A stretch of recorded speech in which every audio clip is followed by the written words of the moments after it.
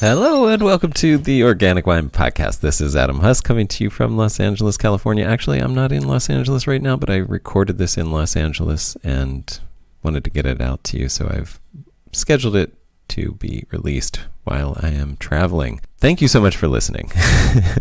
My guest for this episode is Mireia Pujol-Busquets, and she's breeding the future of Catalonian grapes at her family's estate vineyard just outside of Barcelona, Spain, called Alta Alella.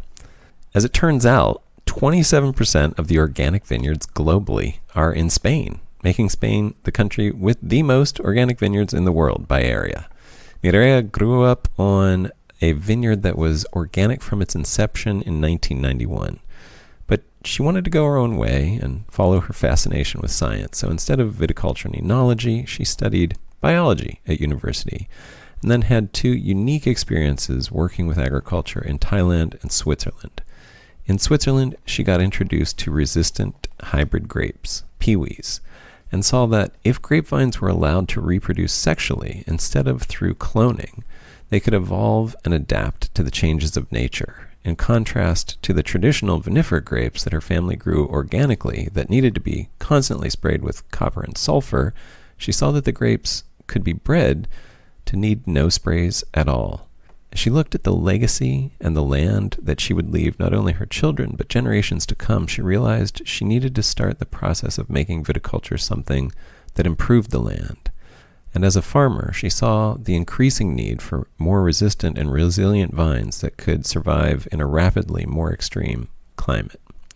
So Mireia has started a project to breed the traditional vinifera varieties of Catalonia to produce resistant varieties that preserve the culture of her land, but that can be farmed without sprays of any kind, and that can withstand the increasingly extreme weather conditions. Her project is called the Resistant and Autochthonous Varieties Adapted to Climate Change, or VRIAACC, VRIAC, an acronym in Spanish. With resistant varieties of grapes and the elimination of the need to spray, she will reduce compaction, reduce emissions, create a healthier environment for humans and animals working in and around the vineyard, and reduce losses due to fungal infestations. So you can see why I might think what she's doing is super cool.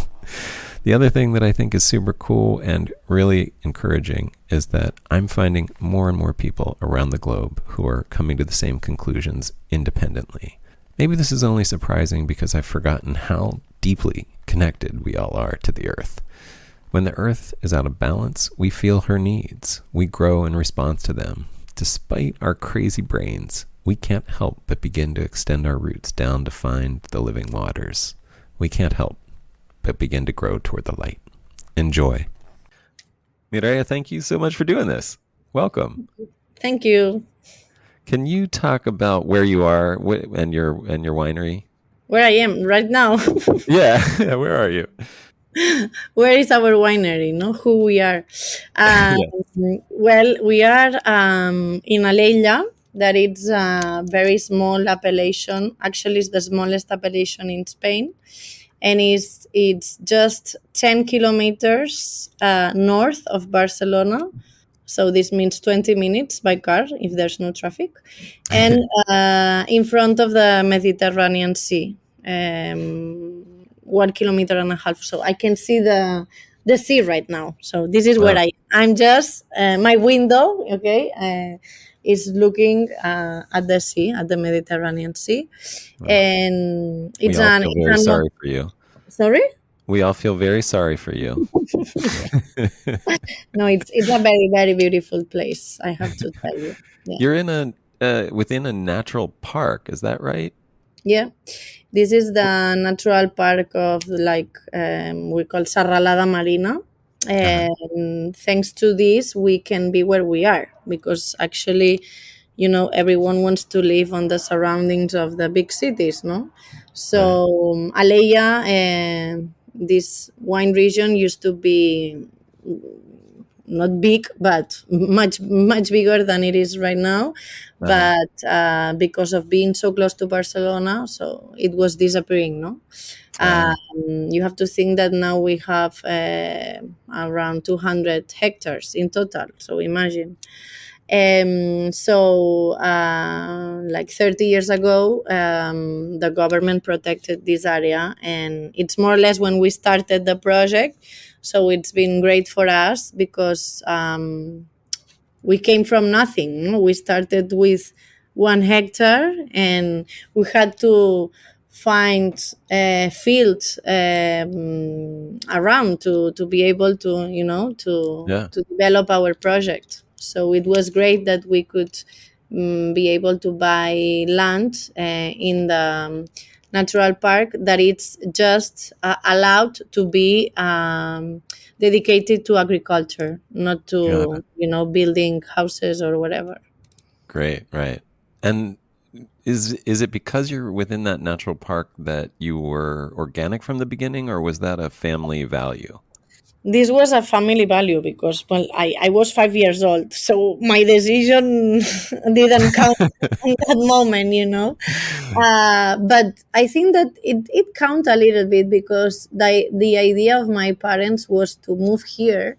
When we bought like 4 hectares that they were totally abandoned, with like a little bit of forest, a little bit of like plants, but it was like something abandoned, and a house. So the house was also abandoned. It's a modernist house, same style as Gaudí, that it's an artist that people that Oh have been yeah. to Barcelona knows, no? That built the Yeah. Sagrada Familia. So it's this style of house. And the idea was that in some years we could move here, no? And if you are going to live, no, on the field, and you are like cultivating or treating the plants, you have to think that everything that you put on the plants and on the field and on the land, you're gonna smell it, drink it, Yep. feel it. Your kids are So going to play in it. Yep. exactly. So I think that this help also, not to say, okay, yeah, we're gonna do this, but we want to be part of this, so it has to be organic, no. Right. But it was a big challenge because it's 32 years ago. There was no one doing this. Right. We Right. were one of the first ones in our country. Although Spain is the first in the world in terms of volume of organic viticulture. Fantastic. I didn't actually Yeah, realize that. yeah, yeah. Wow. 27% of the organic vineyards in the world, 27%, are Wow. in Spain. It's amazing, huh? That's amazing. It's That's amazing. fantastic. Yeah, yeah, yeah, yeah. Yeah. But we don't know how to communicate it. I Well, mean, you hopefully have this will to. help. Eh? Sorry? Hopefully this will help. Yeah, yeah, yeah. It should help. Yes. Well, so you grew up with wine in a obviously like a wine family on a vineyard, and you went on to study biology. What was that? Why not study viticulture and enology? Because actually, I grew up surrounded by bottles first. No, like my mom started a wine shop when I was born, Okay. and I was more connected first with the shop than the vineyards because we didn't make the first vintage until 2001. So I was 16 in 2001. Okay. And I don't know, I didn't really know what I wanted to do with my life, no, because um, the family project began more when I was an adult. You know what I mean? My father, he worked for another company, so I was in contact, but it was more like his job. It was not his project. Yeah. So of course I was working like collecting grapes I don't know, since I was 13, and I was doing lots of harvest. But I don't know, it was also, it's difficult to explain, but as a kid also, I felt also that like the viticulture, like the wine world, was keeping my parents away from us also a little bit. It's Mm. difficult to explain, no? Yeah. But it Yeah. was like the plan was also always, we have to go to this vineyard. It was fun sometimes, but at the end it was like monothematic, Yeah. And when you are, I don't know, a teenager, I don't know, it's not your Yeah, it's agriculture not, of any kind is not yeah, necessarily what excites you. Yeah. exactly. So yeah, I knew that science was something that I liked. Okay. So I say, okay, I'm going to study biology, something more general. Here in Spain, biology is like a huge career. It's not, it's like a big thing, you know. Yeah. And I knew that I was gonna like discover a lot of things. I think it's difficult when you are 17 and to say I'm gonna do this specific thing, Oh no. yeah. So no, I Or mean, yeah, it's like it's not the same saying I want to be a doctor than saying I want to, I don't know, be a gynecologist. It's right. different. Yeah. So when you are 17, you can say I want to be a doctor, like I wanted to be a scientific, no, like, and Yep. then you can say I want to be like, you know, dedicate my life to plants, or I want to dedicate my life to animals. So I really Right. needed to have like a the whole view, no. Yeah. And well, it was hard, but I also enjoyed, and I really wanted to make my own path, you know. I really wanted to make my own decisions. However, I was so, you know, I had this this thing, I had it there, you know, I You had this knew it family business. Yeah. exactly. But it has changed a lot. So when I was Yeah. 18, there were two people working here, three, no, and now we are 30, almost 40. So it has changed a lot.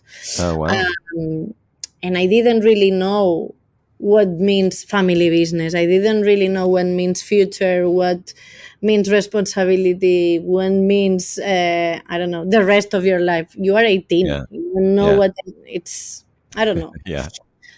We have Yeah. to be honest, it's like this, no.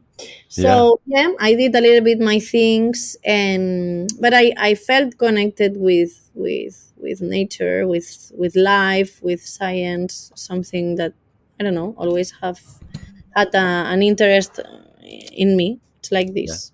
Yeah. And you then did something really interesting and went to Thailand. Yeah, I went to Thailand. I wanted to escape. But it sounds like you got involved in something really interesting Yeah, that yeah, yeah, that yeah. So later had no, no, continues to have influence on your life. Do you want to talk about that? yeah, yeah, yes, of course.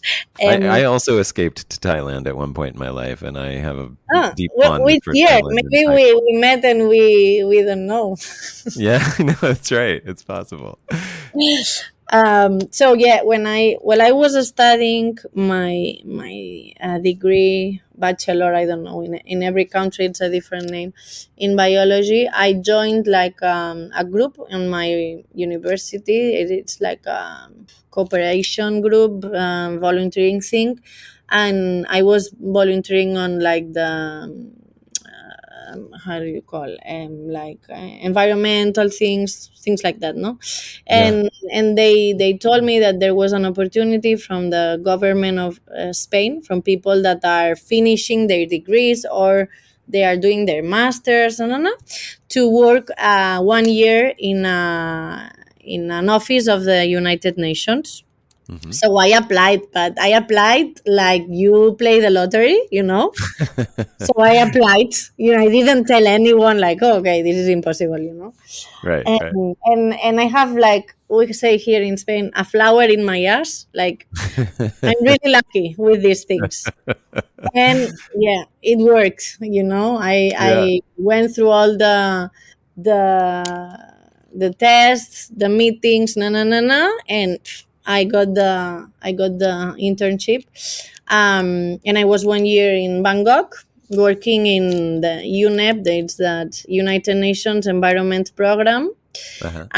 working in maybe too big, like a huge project, but it Uh-huh. was fun. It was fun, but it also gave me the one of the first maybe knowledges of my career. It was like, okay, science is big, everything, you can dream big, you can do whatever you want, but I want to be on the field. Like, okay, Mm. there's a lot of bureaucracy that someone has to do, like lots of projects, paperworks, and posters and statistics and research. Okay, but Yeah. I Yeah. want to be on the field, like This is Yeah. what makes me really, really happy, no? So I finished my experience there. It was great, no? It's always great to have experiences abroad when you are young, to meet people, see the world. I don't know, ripen. I don't know how to say it, Yes. but the Yes. great, Yes. That's a great way to say it. yeah. And then come back, no? And I came back, How, and can I ask you just on see, a random question? How do you like Bangkok as a city? I like it. I don't know. It's not the same visiting than living, no? When you Right. visit a city, you're a tourist. Right. And when you live there, you have your routines, you get to know like the cool things, the things that you have to avoid. You get to have your own family there, because this is the cool thing when you are traveling, is that you don't make friends, you make family, no? Yeah. So I love it. It was great. I Yeah. didn't Me have too. any problems. I don't know. It was, I don't know, one of the first things, important things that I made in my life, like that started, no, to really change my life and be an adult. So I will always have great memories. Sometimes I think about it and I regret some things. Sometimes I don't regret. I don't know. It was good. It was good. Now that I have two kids, I always think they have to do something like that, like 1 year really far from a like really, really different culture, and it's also good to realize, like, we all know how lucky we are to, like, to we were Yeah. born in the good part of the world, no? But Yeah.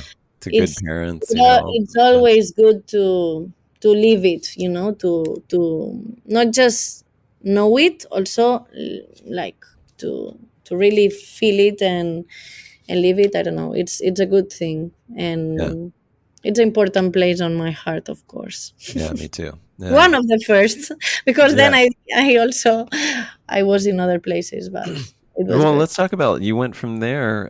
I don't know if it was direct, but you ended up in Switzerland Yeah. working with. You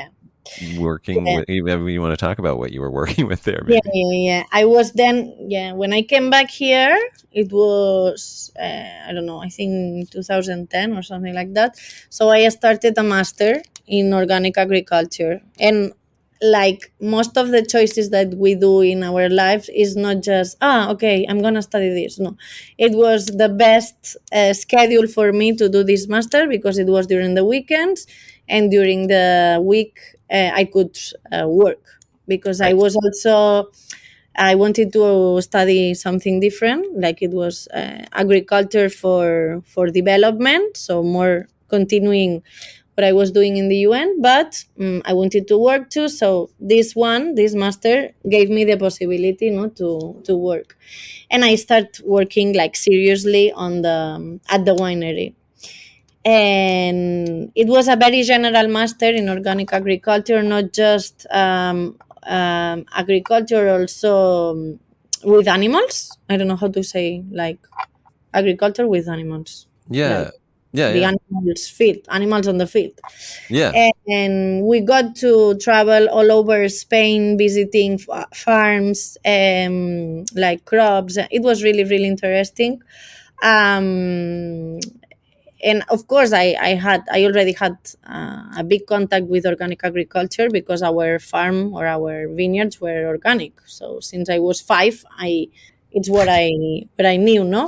But it Yeah. was great to see how was organic agriculture, and in Spain, like in general, like which was the, I don't know, the level of organic agriculture knowledge, and also like, I don't know how to say in English, but penetration. I don't know, Yeah. in the whole country. No, how far Yeah. it was going, organic agriculture in that moment. And Right. I won a scholarship to work on a research center in Switzerland, in a research center of organic agriculture in Switzerland. because as I told you, I have this flower on my ass that when I say, yeah, can I go there? Yes, you are the right person. So I was really lucky. And I did like my research there. Uh-huh. There is where I had my first contact with the hybrid grapes, hybrid varieties.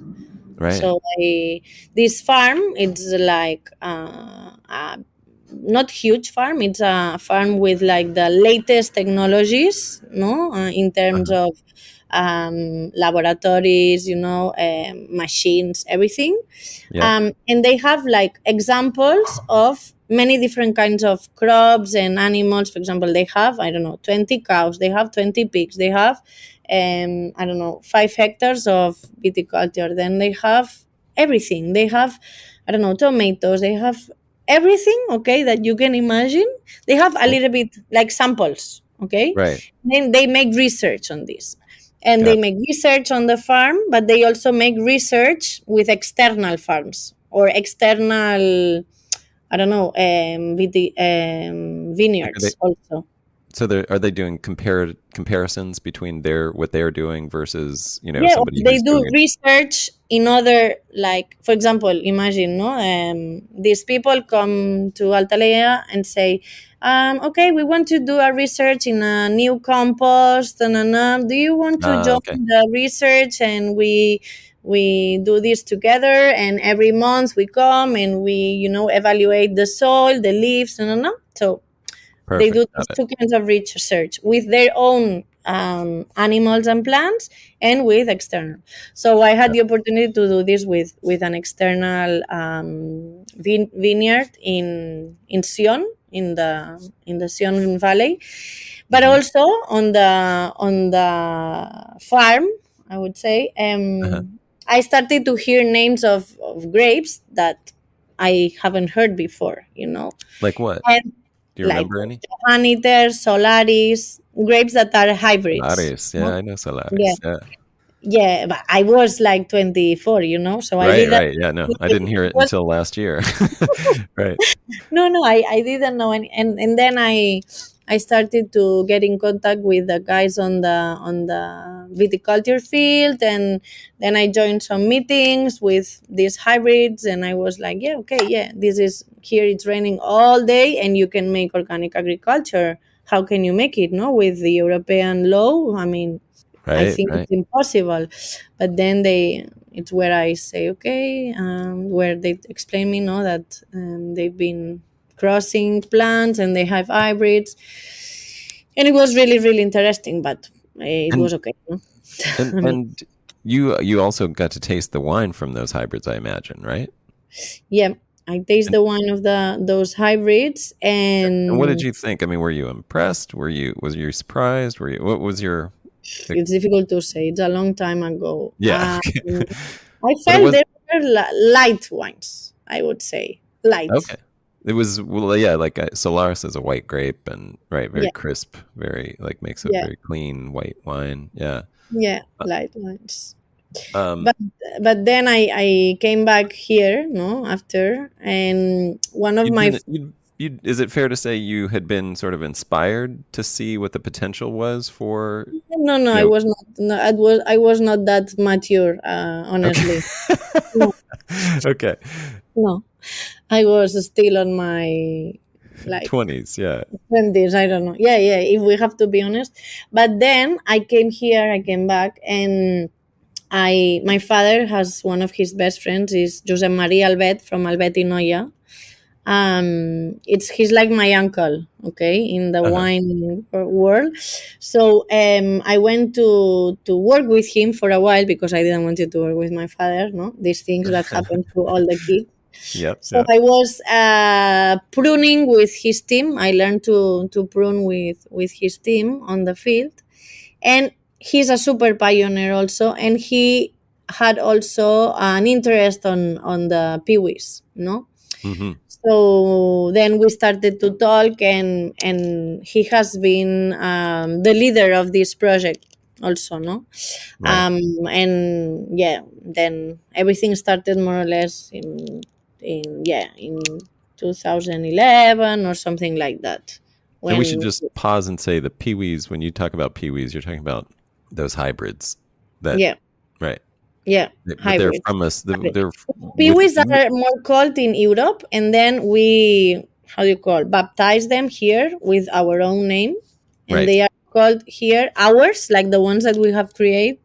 They are called briacs. They mean autochthonous varieties. Let me Yeah, try. yeah. It's difficult to translate like this. Uh, Right. that's adapted to climate change. Vale? More or Right. less is translation. That it's what a piwi is, not as a, like, it's adapted grape varieties. This would be the summary, I think. Right. Yeah. I'm trying to look up what Vriacs. Vriax, the VRIAACC. They are hybrids, but there is like the biggest like association, or I don't know, organization, sorry, in the world that has been leading all this kind of viticulture is the piwis. It's a Right. it's the oldest, I would say, the eldest. Sorry. Right. And then the Vriax are the new one that are, is that specific to Spain? The No, Vriax? it's No. our project. It's just Your project. Okay. three wineries that started the project private, because it took us some years to get the administration involved, and now we are starting to we ask for some loans, yeah, Yeah. from the Grants? administration, Like, and now after like more than 10 years we are starting to cooperate with the administration. well, This is Spain. that's always the hardest part.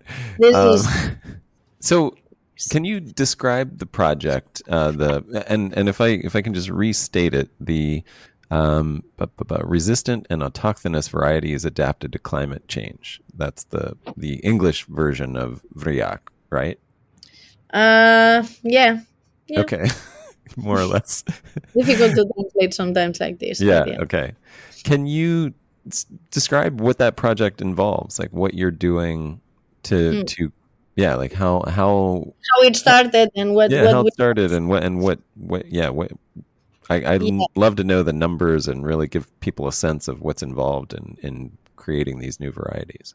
Okay, so I think that the first thing also important to know is what is like the objective of this, no? Like, What is why? the objective? Thank you. Yeah, Exactly. that's a great question. Sorry. It's a great question I should have asked. Yeah, like why you did this, no? Yeah, why did you do this? Well, I mean, and what I was trying to get at before when I said did that inspire you was like, at what point did this all click in your mind and you say like, hey, like this is something that I care about and this is something I want to dedicate time and my time and energy to doing? Well, I think that one is like the most important thing. I always say it's when I think is about legacy, and it's not now that I have kids. It's also in terms of general, like the world, no, like what I'm gonna do with everything that I have. If I want to do it a little bit better, no, like which changes I have to do, to I don't know, to do it a little better. Yeah. So we work with organic agriculture, but the definition of organic agriculture is defined by governments, no? Like, Right. I mean, of course, of scientifics that work on governments, but it's a definition. You have to follow some rules, no? And then you have a stamp, and they say you are organic, no? Right. And it's good. It's good. I mean, it's a good thing to have, and it's a good thing to follow. But I always think or thought that we could go farther, no? Yeah. Like, Yeah. okay. I always think that organics looks at it in the same way as conventional. It just changes out the inputs. It's like you can't use this, but you can use this, instead of rethinking the whole system. I mean, you think this right now, you think this now, but you have to think the change. Like imagine when there was just conventional agriculture, like after the green revolution, all the tractors, all Right. the herbicides, pesticides, like there was a moment Right. that it was so fucked up, like, Yeah. Yeah. and like changing this, it's been, now we are like, oh, it's no, it was not easy to change it, no, but now that we know it, that we like dominate it, Right. yeah, we, our obligation, no, is to go further, no, Right. like, No, I that's a mean, really good perspective. Yeah. You're right. It's good to so have that. So yeah, please go on with your objectives. I really appreciated you no, going no, no. into that. But So yeah, what? it's actually this, no. It's the objective at the end is like, okay, I don't want to treat the plants. I want to have adapted plants, healthy soil. The most important, healthy soil. Because if you think about legacy, about future generations, no, like I don't know, Yeah. maybe they don't want to grow grapes, but they will have to use the soil.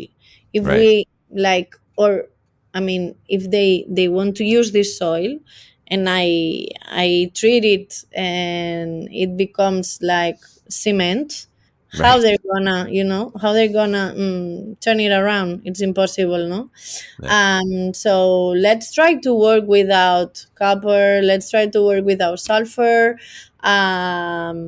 let's try to do it, no. So Yeah. if you analyze the whole system, if you, in terms of like global agriculture, the big problem or the big consequence is that at the end, all the plants that we, most of like all the crops that we see are clones, no, Right. plants that you buy on a beaverist, on a, how do you call, baby plants specialist. I don't know how to say in English. Like a nursery. Yeah. A nursery, yes, and then you plant them, no, but they are twins, no, they have Right. the same DNA, and for example, with plants like vineyards that they live many years, we don't change them every year, so they are the same, no. Right. So what the humans have been doing is that we have been using asexual reproduction to multiplicate our plants, no. If this multiplication, no, of or this reproduction of the plants is asexual, it means that there is no recombinations of two different organisms. If there is no recombination, there's no evolution, and Yep. if there is no evolution, there's no adaptation, no, Yep. Yep. there's no natural selection. Yep. And we have the consequences of, even though that we work in what we call organic agriculture, that it's okay, it's fine, we still have to treat the plants. It's like Yep. this Yep. because they are not adapted. This Yep. is like the summary of the situation, no.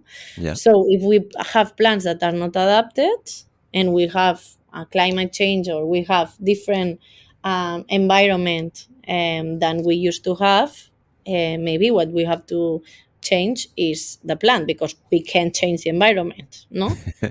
And we know Yeah. that. Seems very straightforward to me. I totally get you. Yes, no. I try to explain it like this. I don't know. No, it's Uh, great. I love hearing you say it. It's very well said, and yeah, I'm learning how to that's express why it I better. study biology. Now I can answer your question. First question. No, Awesome. and I think that it's like this, no. So then you say, okay, I can change. What can I change? No, I mean, what is my responsibility? What can I do? And here is like the big question. And then we started trying to find these plants um, that of course we had some things really clear too, that we didn't want it to lose, like the story related to our grapes, no. And Right. you could also say, maybe why don't you, I don't know, take a plant from a cooler place or a warmer place, or place where you have more rain, and then you plant it here, no, and it will be more adapted now that you have these climate conditions. No, Right. because then we will be losing all the cultural, no, all the wine culture that has been created related to Pansa Blanca, Macabeu, Aparellada, Garnacha, no, that there is a Sure. story. Yeah. This is part of the value of our wines, no? Right. So you have to be a little bit more clever and say, okay, so yeah, I'm Clever gonna, and would you say respectful or appreciative? Is that another way to say clever? Do you yeah, know what I no, mean? or more imaginative, I would More say, no? imaginative. Like, Okay. or not do something more easy and quick, no? Like try to, break I your see head what you're a saying. little Yeah. bit Get and say, creative. Yeah. yeah, and then yeah, it's we connect with guy that he's like the master of the hybridation in Europe, and we said, okay, can you help us with the project? And he's a really nice guy, and we started to develop the project. What's his And name? Valentin Bladner, he's from Switzerland. Okay. Yeah. And yeah, we started this project with Albeti Noya, Saye Piñol, and us, so three wineries together. And having in mind that we wanted to have like the mother plant had to be our plants, no, Your local varieties. Yeah. our varieties, but we wanted to cross them with fathers, with Yeah. parents, with Yeah. fathers that had some resistance against the infections that we were suffering more. Also, like our cycle was becoming shorter, so things, no, some objectives this is more technical, but some objectives that for us were really really important, and we started to cross the grapes, no, with like manual pollination, okay, Yeah. and then obtaining seeds and planting seeds on greenhouses and having this kindergarten. I don't know how you told me before, The baby nursery. nurseries Yeah. of I like the idea of a kindergarten, of a vine kindergarten. That's nice. and then we started like this, no, Yeah. and yeah, we obtained. And now, and is this where Thailand came back into your story? No, because we just sent the seeds to Thailand. I Oh, you didn't. I send the didn't. seeds. Okay. I didn't have the opportunity to go back to Thailand yet. No, So, no, but no. you are sending seeds to Thailand, and so Yeah, well, some you're growing here, some you're we, growing there. we did it to how do you call it, to lose 1 year, because we could skip one winter sending the seeds. Yes, You know gotcha, what I mean? gotcha. Yeah. Okay. So to save a year, yeah. So Yeah, to save. you Sorry, to not keep, to save. And then we did the first year in Thailand, but then we did all the other research here in Catalonia. gotcha. But So yeah, it brings up a question. I mean, I know you want them to be locally adapted, but if you are looking to the future where you're assuming the climate will change, the world will change, it does seem really clever and creative to me to do that, to do your breeding in a place with a much more extreme climate, like extreme humidity, extreme heat, and put it, in a greenhouse even in that climate. And so what survives there should certainly be able to survive a Mediterranean climate that might be changing to a hotter climate like Spain. Was that part of your thinking as well, where you want to expose well, them? no, actually, the putting them on greenhouses with high temperature and high humidity, we already put them like in more extreme conditions that they really Okay. have Here already. in, yeah, there in Barcelona Yeah, as well, yeah, in yeah, yeah. Catalonia. But Gotcha. Okay. it's really really difficult to know what's gonna happen with the weather. I mean, Right. Right. now we have severe like extreme dryness this year. It's been like terrible. Right. But who knows? Yesterday we had 45 liters like this, and we had 100 in the whole year, and Oh, yesterday wow. we had 35. So Wow. it's crazy, it's there's no, I don't know, there's no answer. We don't know what's going to happen, but what Right. I really know is that when we finish the project in a few years, we will have to start the project again, because at the end we will have clones again. You know what I Yes. mean? Yeah, no, to me, this is the thing that I keep saying is we need to change our thinking about viticulture, that it isn't this stagnant process of recreating, of just cloning this, finding the perfect thing that will be perfect forever. We have to stop thinking that way and start thinking Yes. about this breeding and adaptation and, Yeah. using sexual reproduction rather than clonal reproduction needs to be part of our viticulture always now going forward. It's a process. It's Yeah, not but maybe, a journey to a destination. we are so far to think about this, but like, for example, the organisms, we have mutations while Right. we are living, no? Right. Um, um, so who knows? Like, it's science is so complex. Mm. I'm reading a book now that it's called "The Secret Lives of Trees." Uh-huh. Yeah. Maybe someone that is hearing this I this podcast has read it. It's from a yeah, I know German that book. Yeah. German writer. And for example, me, that I'm super scientific, and I'm zero esoteric, and I don't know. I'm very like one plus one is two, and that's it. No, sometimes I'm too strict with this.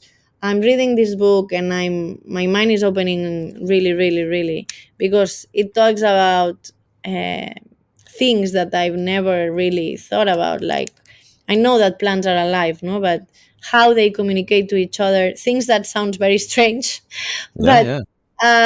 I don't know. I mean, Well, there are things that we cannot control right now, but I don't know. Who knows? We don't know everything. yeah. We know the things that we can know with our intelligence and with our perceptions, but there are more things that we cannot feel, that we cannot even understand right now. Of course, not us or the next generations, but I don't know where the world is going. No, maybe in some years everything is gonna be hydroponic. We don't know. No? Right. But what it's true, if we think about, like, what can I do with my life, no, with the years that I'm supposed to be alive, for sure it's continue doing this project, and of course starting new projects like this, because we like, the whole population knows that there is a climate change, but all the people that are related to agriculture, animals, plants, we knew for many, many years that there was a climate change, no. Right. um, so we have to be aware of what's gonna happen, but I think that no one has any idea. So, Yeah. Yeah. and reality is always, how do you say in English, it's like it's more than science fiction, like, Yeah, stranger we, than yeah, if, yeah, yeah, yeah. truth is So stranger than fiction is what I we don't say. know. Like, what I want is to have like a viticulture as, I would say, natural as possible. Yeah. This would be my I don't know, objective in life in general. Right. Yeah. Something a plant that does well without our help, with very little help from us, right? Which Exactly. that seems the Yeah, objective. but then you have to create the conditions, to do Right. this. Like, Right. it's not easy, but we will Yeah. see. We will see. Well, it also, I mean, when you talk about the uncertainty of the future, I mean, we know things will be, at least it seems like things are getting more extreme in every way, more rain, more dry, more heat, more cold. Mm. It also seems like in addition to the variety, like finding good varieties that can withstand these things, maybe also a variety of varieties, like a diversity within a vineyard system. So you're planting, instead of just, five grapes, maybe you're planting 25 grapes, so that, depending on what happens that year, some of them will do well and some of them won't, kind of thing. Is that something that you are thinking about with Alta Alella? Or Not this, but what I told to my father a few months ago, something not this but similar. When I started to read this book, no, that this book that I was talking about talks a lot about free plants, no, not plants that are on a field to be harvest or whatever. Mhm. I thought maybe what we have to do is to go back to the past and have like co-plantations. So now we have monocultives, Right. no? Yeah. And the plants, I don't know how to say, they know, no, it's not that they know, but they kind of know that they are not free, that they are on a field. I don't know how to say, they are not as free as a tree on a forest. I don't know how to say. Okay, Yeah. Yeah. so Not maybe wild. we co-plant like different grape varieties. They feel more naturally planted. Oof, I don't know how to say. Do you know what I mean? Yeah. Yeah. Yeah. Absolutely. So it's more thinking of recreating a natural system, mimicking nature, and Exactly. having more of a Exactly. polyculture where, Exactly. yeah, the Yes. they get to communicate with lots of different Yes. No, this plants. came to my mind when for the first time in my life I'm 37 years old and I've Uh, been walking around the vineyard since I was born. It's the first time in my life that I've seen vineyards dying, vines mm, dying, but not one or two. No, like a lot. Dying because they don't have water and they are dying. No, if you don't drink water, you die. So they are dying. And I was like, wow, why they are dying? If, for example, on the forest, when a tree is maybe being infected by insects or by something, the tree sends like hormones or information to the other trees to say, hey, protect yourselves because you're gonna die, there's an infection going around. Stay together, guys, yeah. fight Yeah. against this. And on the other chains, with because the trees know, no, I'm talking like I'm crazy, sorry, but because the trees know that if they become just like alone and all their neighbors die, they will die because they will not be protected by their surrounding, okay, and they have Right. less chance to survive. So when you are on a field, on a crop that you have to harvest, they work individually, the plants, Yeah. if there's a little bit of water, everything is for me. I don't want to die, but it doesn't matter if my neighbor dies. So this is the difference between having plants like planted to be with a final no objective of a like agriculture Yeah. thing, no, or being free. So I was thinking maybe if we start co-planting different grapes, they feel more as we free, like Yeah. naturally planted, no. So I didn't thought about planting 20,000 different grapes of varieties, but I thought about doing this. But it's Have you something that I thought one day, and it's there. It's on one part of my imagination, but I don't know. Maybe we will do it. We have to. We what have about to. like you said, incorporating some trees as well? No, You there are. I mean, if okay? you, I mean, you cannot see like I'm in the middle of the vineyard right now. Like our office is just on the middle of the vineyard, Uh-huh. and I see lots of pine trees, vineyards. While I'm talking to you, I see both. Everything is Gotcha. surrounded. We work with like really small Gotcha. parcels surrounded by trees, and no. But I think that we have to go a little bit farther. Yeah. More integrative everything. Much more, yeah, much more free. I don't know. It's difficult, because you have to pay the rent, but Yes. Yeah. but yeah, yeah, yeah, yeah. Yeah. Well, this is fantastic. I really appreciate you sharing all this. I'm Yeah. really excited to see what you continue to do and what varieties you come up with and what your project looks like in another 10 years, because I think I can already hear a lot of fun ideas coming Hmm. out of what you're doing. So I really appreciate you for sharing that. Thank you for that. Yeah. And now, is there anything else that you would like to share?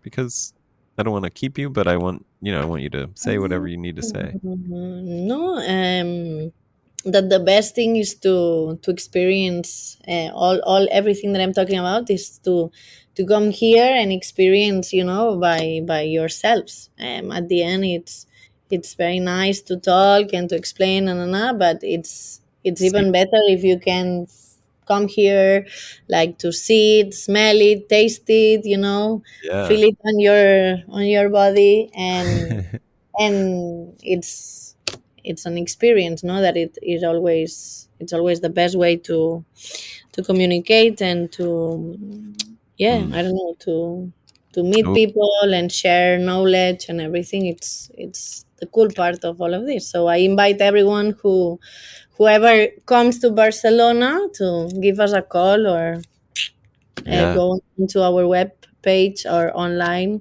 and they will find us and come here and visit us.